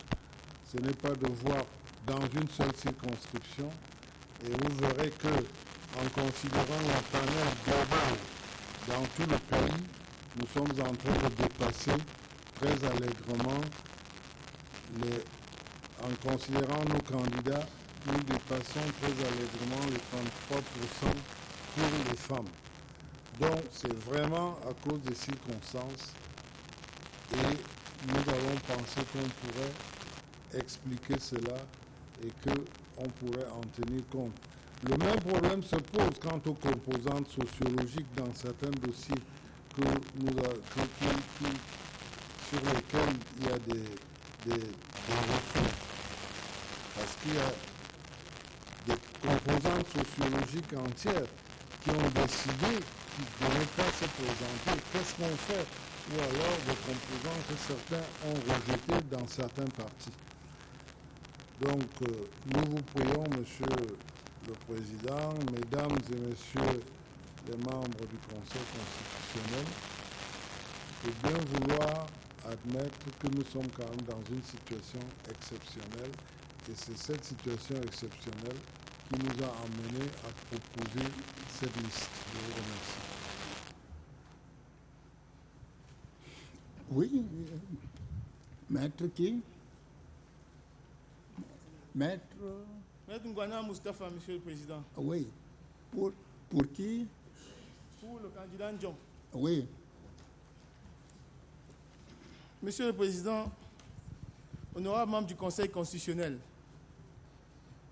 à la suite du RDPC, nous voulons commencer par rappeler cette maxime latine qu'on nous enseigne en première année. Nemo sensetur ignorare legem. Nul n'est censé ignorer la loi.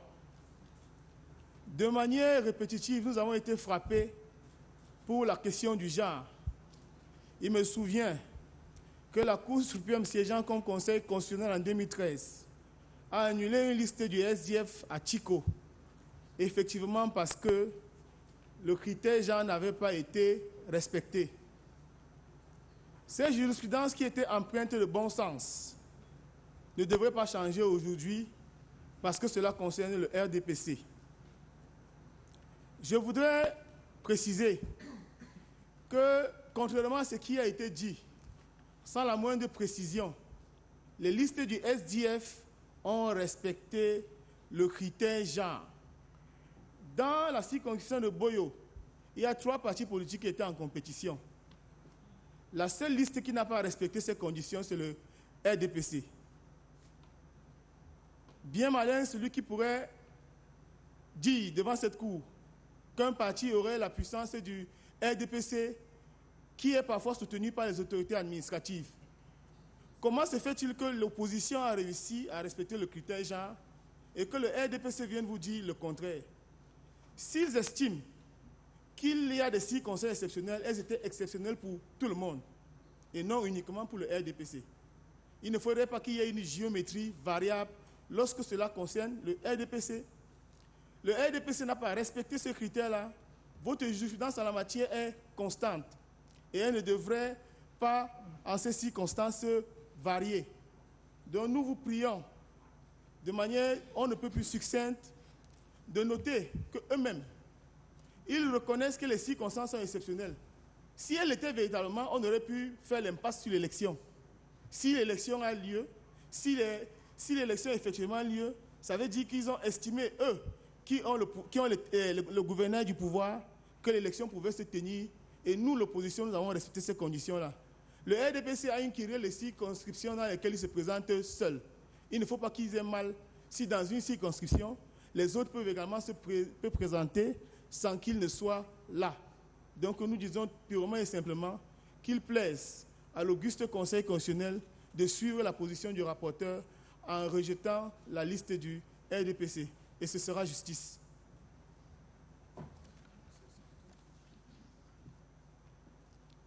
Maître qui? Barrister Ndango Ta Calvin for Honorable John Evaristus Ndim. May it please your Lordship, we are before the Constitutional Council today, and by the stroke of luck, is the same president who was sitting at the Supreme Court when the Supreme Court was sitting in place of the Constitutional Council. This is not the first time we are having a situation like this in our country. We've had it before. And we've had reasoned decisions from your Lordship. We don't believe that if there was a party to plead exceptional circumstances, it should be the CPDM. My Lord, it looks like the message you sent forth in 2013 was not well perceived by the CPDM. It is, however, very necessary that today we re-echo that same message, that a woman in Boyo can be a parliamentarian. That a woman in Boyo is not meant for the kitchen only. Even an alternate, the ruling CPDM could not get in Boyo. Then they shouldn't even go for elections in Boyo. We all know the important role women have played. We all know international conventions that our country has ratified. Convention on the elimination of all forms of discrimination against women. This is exactly where we find ourselves. In that constituency, there is outright discrimination against a woman in that constituency, and the CPDM has shown it openly. It's good that the world should see for itself that a woman is being discriminated by the CPDM, contrary to what they just mentioned here. It is on the strength of all this and the legal provisions we have before us. We are not asking for exceptional circumstances. The Social Democratic Front has suffered the same fate in the Northwest province, in the Northwest region, with regards to municipal litigations at the level of the administrative court. Because of same exceptional circumstances, we presented lists, and it might interest you to know that they were all rejected because, of course, that is not the law. We are here before a court of law. I will pray your Lordship to uphold the law. That will be our humble submissions. Thank you.